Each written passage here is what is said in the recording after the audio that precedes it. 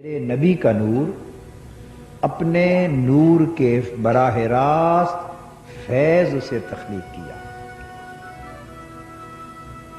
یاد رکھیں حضور نہ اللہ کا حصہ ہے، معاذ اللہ استغفر اللہ، نہ حضور کا نور اللہ کے نور کا حصہ ہے۔ ایسا عقیدہ رکھنا کفر ہے، ایسا عقیدہ رکھنا، بولیے، نہ حضور کا نور اللہ کے نور کا ٹکڑا، نہ حضور کی روح طیبہ اللہ کے نور کا ٹکڑا، نہ حضور کی ذات اللہ کی ذات سے منتزع ہوئی، اللہ کی ذات سے نہ حضور کی ذات نکلی نہ حضور کا نور نکلا۔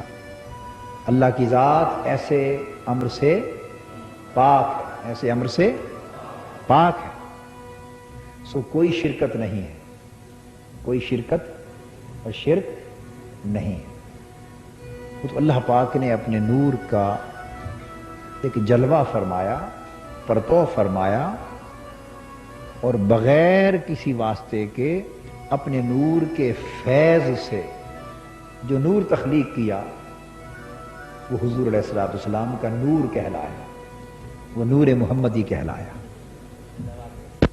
سو حضور علیہ السلام اللہ کے نور کے مظہر ہوئے، اللہ کے نور کے